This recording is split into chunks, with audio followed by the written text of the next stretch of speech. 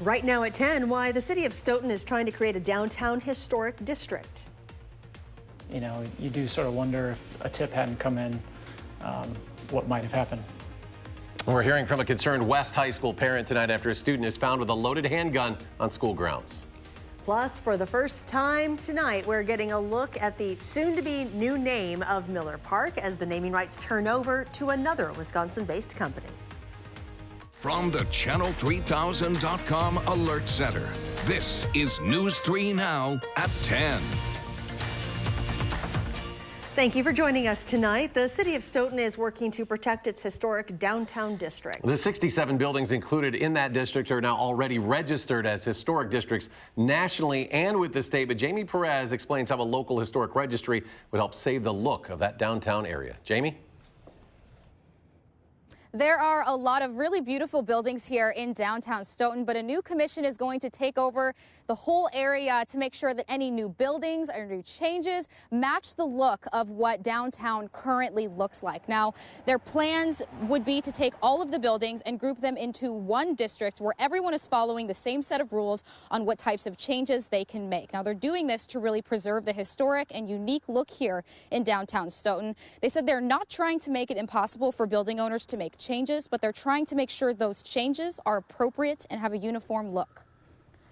Landmarks ordinance protects the historic building and the historic materials. So if that historic material is repairable, then they have to repair it. We're not going to approve removing that historic material unless it's not repairable. They will have one more public input meeting on this, then the commission will review it and approve it. Then the final approval will be made by city council. They said that they haven't really been met by too much opposition from any business or building owners down here. But if anyone watching right now does have opposition to these plans, you are encouraged to go to the next meeting to make sure that your voice is heard. Jamie Perez live in downtown Stoughton tonight. Jamie, thank you.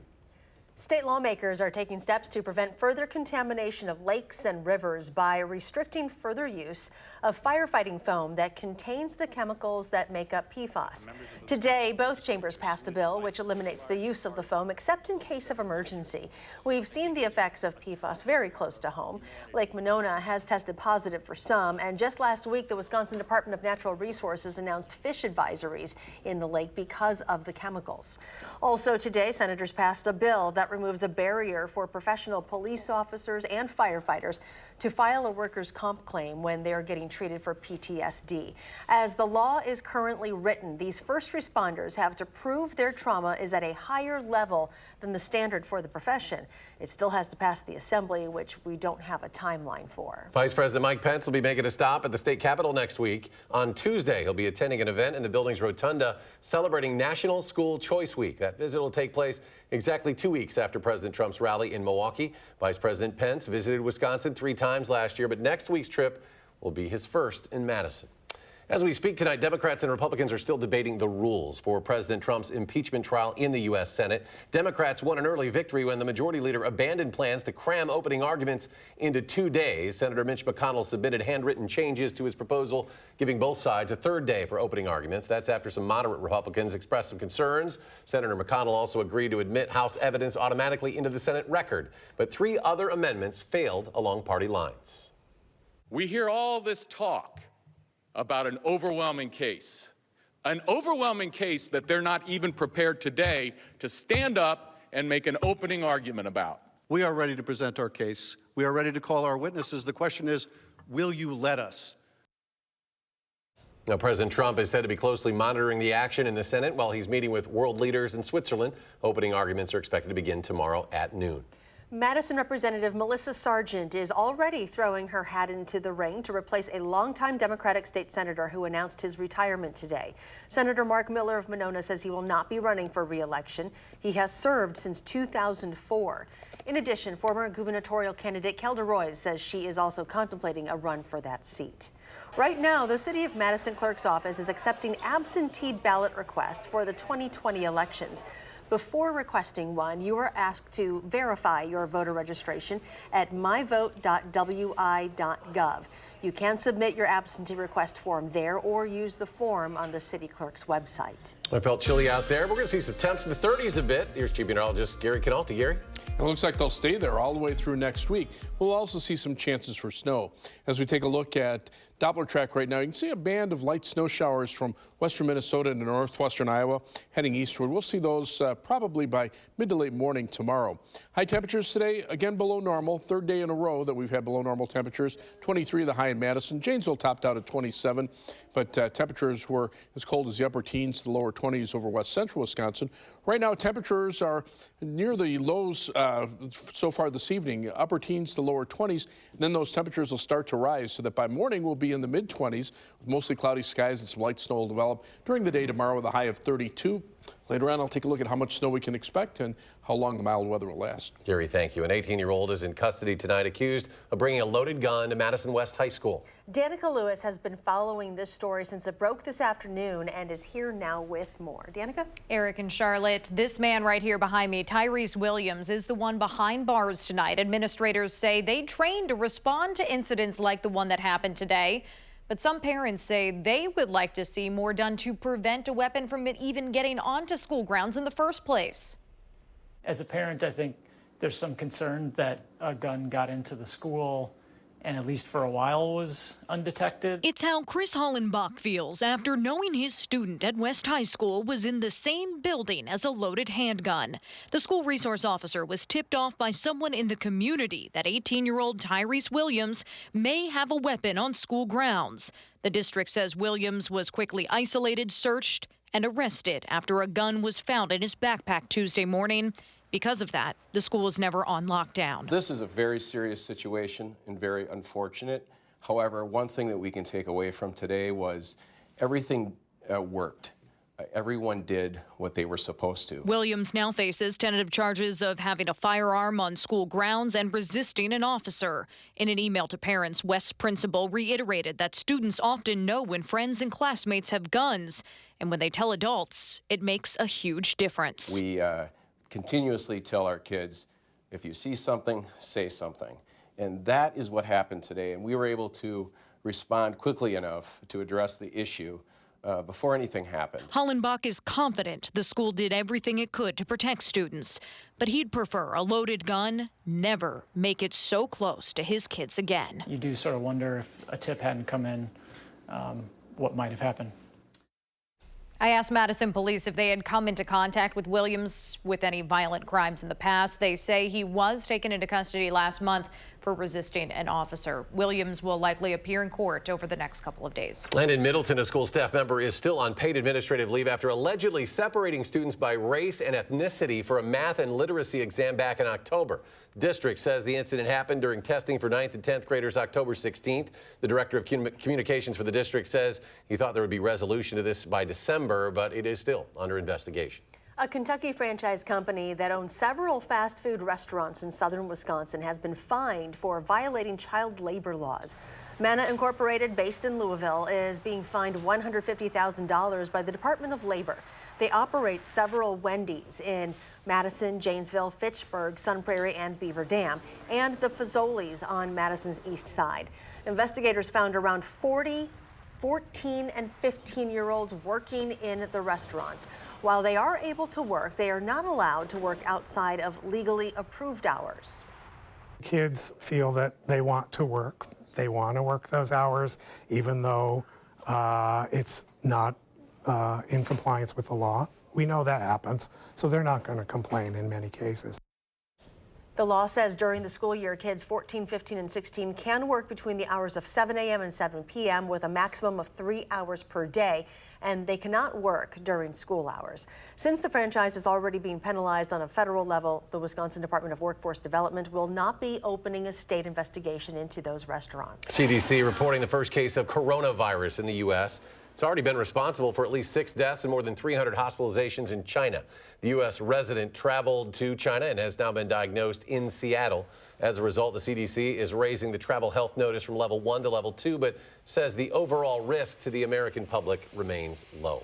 UW-Madison hosted a trailblazer tonight for its Martin Luther King Jr. Memorial Lecture. Dr. Mae Jemison, the first woman of color in space, logged 126 orbits of the Earth during a nearly 8-day trip aboard the Space Shuttle Endeavour. This was back in September of '92.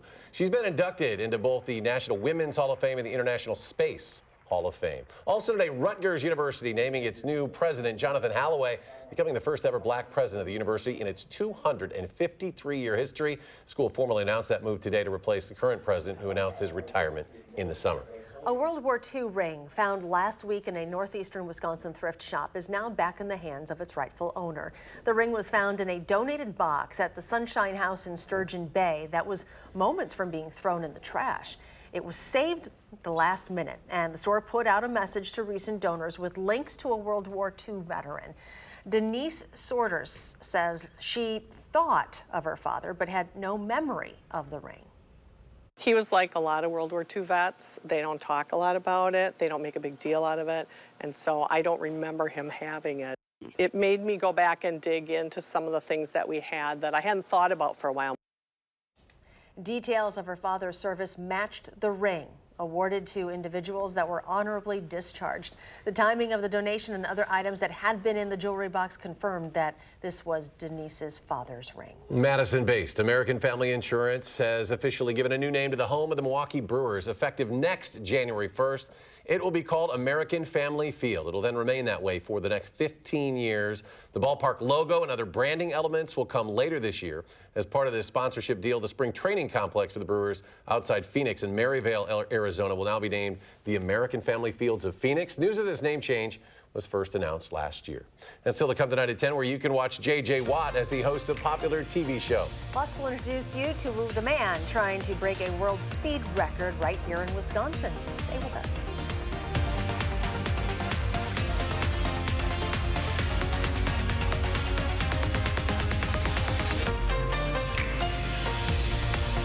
For reliable weather day in and day out, watch First Alert Weather.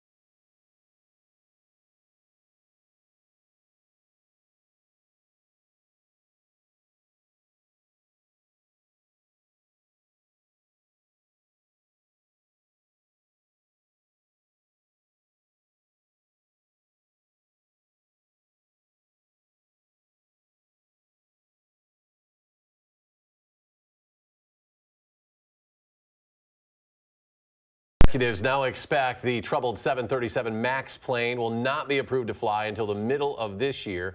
The plane has been grounded since March, so nearly a year, because of the 2 fatal crashes that killed some 346 people. Boeing had initially hoped a fix for the safety system could be approved in a matter of weeks, but it has missed one target date after another for getting approval to get the plane in the air again.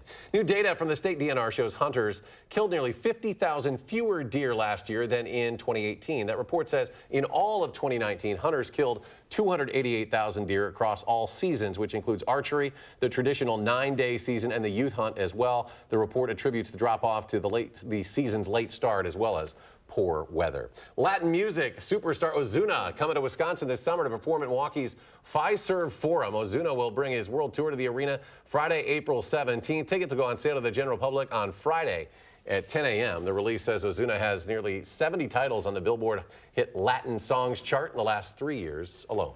Former Wisconsin Badger and current Houston Texan football player J.J. Watt will be hosting Saturday Night Live. He tweeted the announcement this afternoon. The Pewaukee native will host the show, airing on February 1st. The musical guest will be country star Luke Combs. A Minnesota man has a rocket-powered goal. He wants to be the world's fastest man on ice, and he wants to accomplish that here in Wisconsin.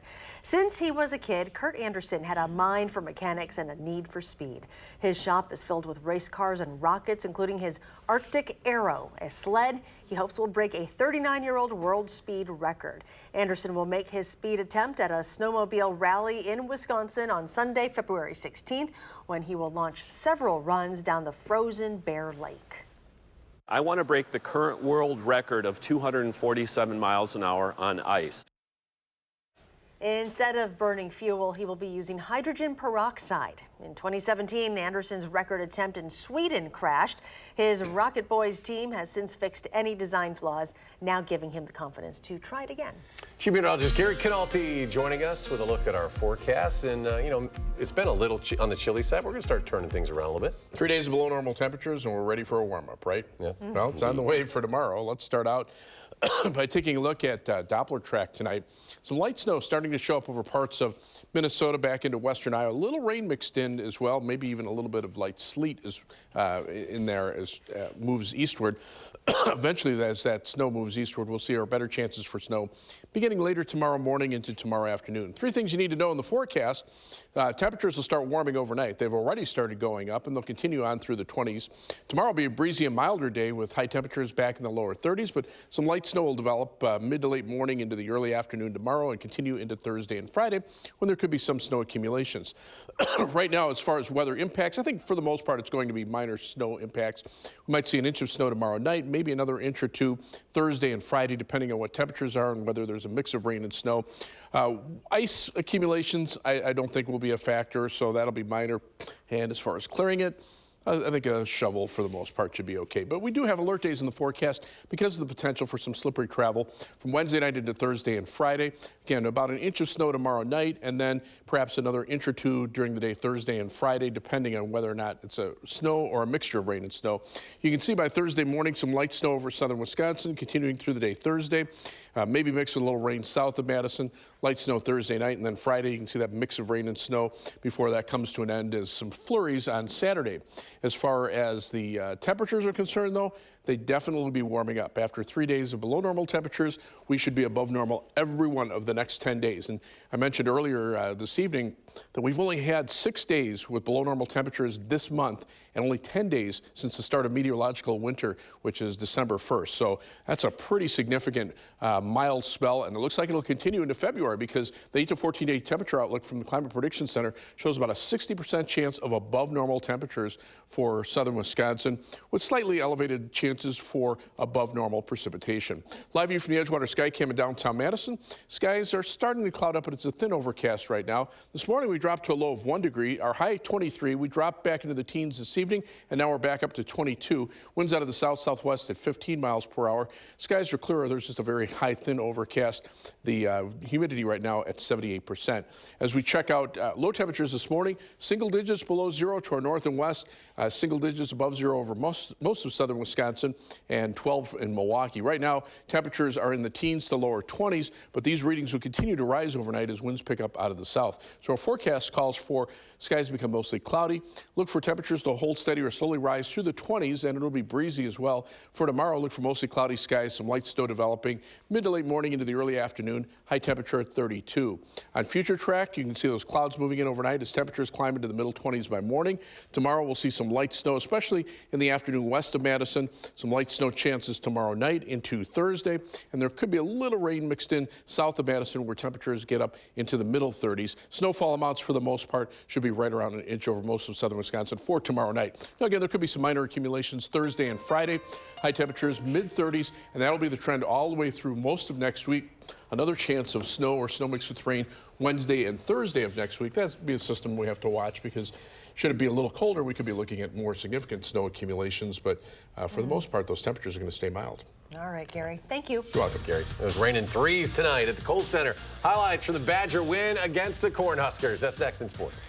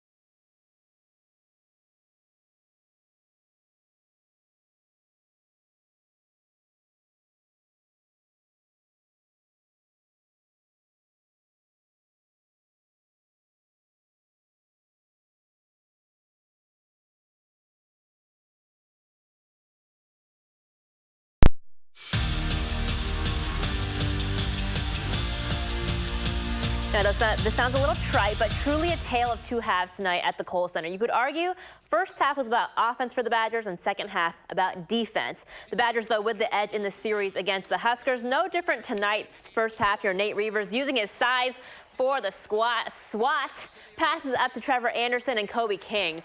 with the finish. 1-point game at the half. In the second, Dimitri Trice passing over to Brad Davison, locking down a big three there, team-high 14.6 rebounds. Later, Liam Ford finding Reavers for the easy inside layup. Reavers with 11 points and Badgers opening up the lead. Trice with a solid game tonight, pulls up for a three here. Double-double for him, 11 points and 10 rebounds. And you can't call it a three-party without Brevin Pritzel. 12 points off the bench, 4 of them three balls. Badgers win big, 82-68. And after the game, Davison says they regrouped at the half, focused on defense, and the rest just came on its own. We locked in. We always say draw the line. You know, we learned a lesson a couple weeks ago here against Illinois, where it wasn't that at the end of the game. So just staying connected, staying together, communicating, staying positive. That was the key. So the Badgers win 82-68 the final. 4 Badgers in double-digit scoring. And up next, a visit to Purdue this Friday. To high school boys basketball, the new top-ranked team in Division I this week is Madison La Follette. They take on Wanakee tonight. In the first half, La Follette with some great defense. Ben Probst with the steal. He pushes it up, finds Isaiah Stewart wide open for three. Nice pink kicks there. Lancers start the game on an 8-0 run.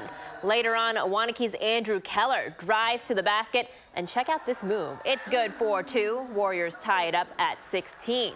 To the second half now, La Follette's David Gray with the offensive save. Must be a twin thing here. He finds his brother Derek for the bucket.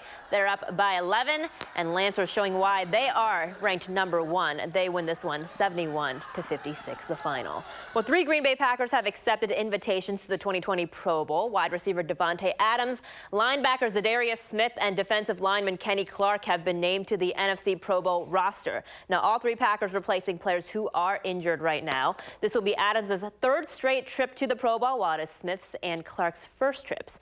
The Pro Bowl will be this Sunday in Orlando, Florida. And finally tonight, in-state rivalries always get a little heated, but this one was wild tonight. Kansas State at Kansas. Silvio D'Souza, the block for the Jayhawks.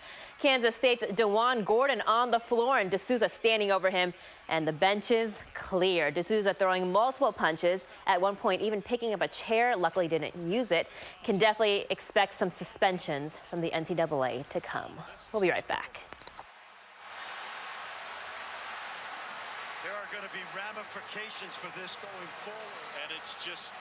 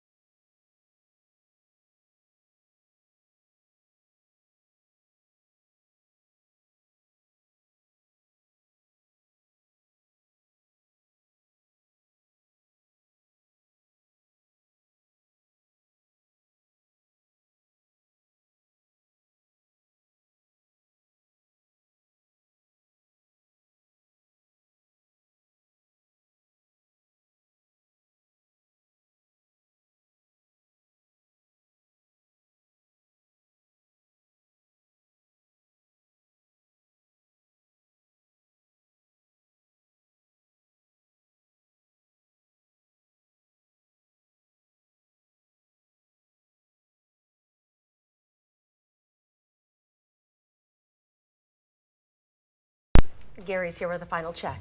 Well, temperatures have already started to climb. These are current readings here in Madison. We're at 22 after being in the upper teens this evening. And you see those temperatures slowly climbing through the 20s overnight. And we'll look for a high tomorrow of about 32. In fact, temperatures will be in the 30s pretty much all the way through next week. Alert days in the forecast Thursday and Friday for some light snow. It could cause some slippery travel conditions. Quiet weather for the weekend and early next week. Maybe another system with snow or snow mixed with rain Wednesday and Thursday before turning a little colder on Friday. You can handle 30s for a little bit. I don't mind. Back Makes to my normal. job easy.